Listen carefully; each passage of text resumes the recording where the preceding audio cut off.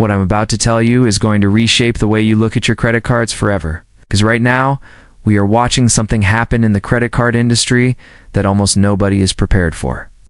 If you have a Capital One or Discover card, or you plan to get one, or you even think about maximizing credit card points, you are officially entering an environment where every rule you got comfortable with is being rewritten in real time. And the craziest part is most people don't even realize that the game already changed under their feet. This isn't just a merger. It's the start of a brand new credit card era, and the speed at which everything is happening is honestly shocking. Discover cardholders all over the country woke up to a surprise they weren't imagining it. They weren't misreading their notifications. Their Discover cards were literally being migrated into the Capital One ecosystem already. It's not next year. Not in slow phases. Not in beta testing. Right now. Actual cardholders are seeing their Discover It Chrome, and other products start to appear inside the Capital One app. And that means more than people understand, because when your card moves from one bank to another, the app is not the important part. The important part is the rulebook. Discover has always been the soft, predictable, customer-friendly bank. Capital One has always been the wild card, one moment generous, next moment restrictive, always unpredictable. So naturally, Discover users are panicking. They want to know what this means for their 5% rotating categories, their predictable quarterly bonuses, their forgiveness policies, their customer service quality.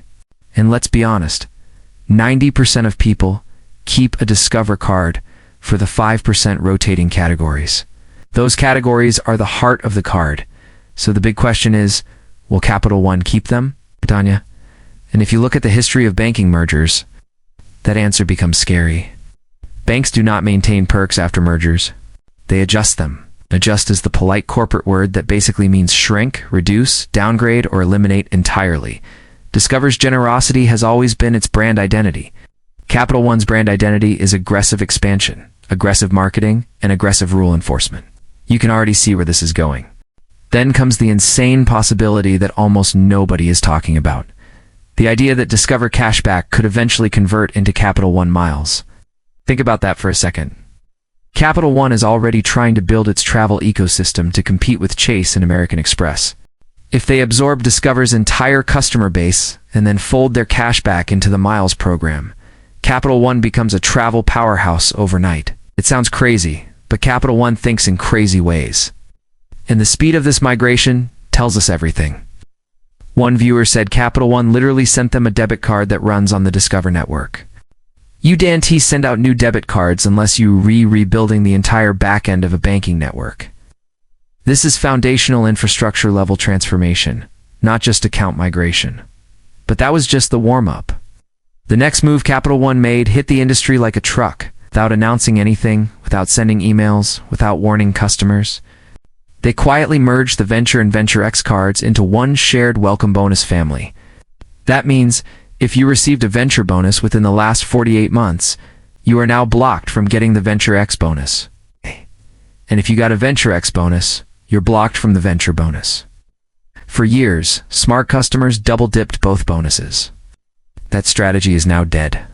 Banks worldwide are tired of churners and gamers, and Capital One just made that crystal clear. And just when everyone thought that was the worst of it, Capital One delivered the knockout punch. The Venture X card, which famously had a $4,000 spending requirement for its 100,000-mile welcome bonus, now requires $10,000 in spending. Same bonus. It's more than double the spending. And they updated it silently. No announcement, no heads up, no transition window, nothing. They knew most people wouldn't notice until after the change went live. And here's the harsh truth. Most normal people don't spend $10,000 in 6 months. So what happens? People start spending just to hit the bonus. And when people spend extra money they normally wouldn't spend, that's where banks win people overspend. Carry balances, pay interest, and lose money chasing points. But the biggest problem isn't even the difficulty. It's the opportunity cost. With $10,000 in spending power, you could get multiple welcome bonuses from different banks, worth far more than a single Capital One bonus. But Capital One essentially raised the difficulty without raising the reward. It's a pure downgrade for the customer and a pure upgrade for the bank. And they knew exactly what they were doing. But then, out of nowhere, something surprisingly positive happened. Capital One introduced Apply with confidence. This is a full approval decision without a hard inquiry unless you accept the card. This is not a soft pre-approval tool like the old one. This is an actual approval verdict without harming your credit score. This is huge, because Capital One has notoriously pulled from all 3 credit bureaus for years. Now customers who are scared of applying can finally test their approval chances risk-free, and I guarantee other lenders will copy this. American Express already did it. Capital One followed. Chase, Citi, and others will eventually have to adapt. In the future, hard inquiries during the application process may become the exception, not the rule. Then comes the rumor that has the entire credit card community buzzing, the new Capital One Saver X card. Rumored perks include 4x dining, 3x groceries, 10x hotels, 10x entertainment, plus travel credits, dining credits, Starbucks benefits, Uber One, and Apple TV Plus. It's like Capital One looked at every premium card in the industry and said, copy the best parts and level it up. If the annual fee is low and the build quality is premium, this card could compete directly with the Amex Gold, one of the strongest lifestyle cards in the world. But here's the real truth. All these changes are not random. This is an industry-wide pivot. Banks are tightening across the board. We're seeing higher spending requirements, fewer massive bonuses, stricter approval rules, or 1 bonus per lifetime policies, and far fewer loopholes. The era of easy travel hacking is fading. Banks don't want churners anymore. They want high-spending, loyal customers who use one issuer for most purchases. And yes, they want customers who sometimes carry a balance, because interest is where banks make the real money. Everything you're seeing, Discover migration, venture rule changes, bonus crackdowns, rumored premium card Zs, pointing to one thing: a new normal. The game is changing. The people who don't adapt are going to get blindsided. But you're not one of those people. You now understand how banks think. You understand why approvals are harder, why perks are shrinking, why rules are tightening, and why banks are aggressively trying to recruit loyal spenders instead of travelers who play the points game.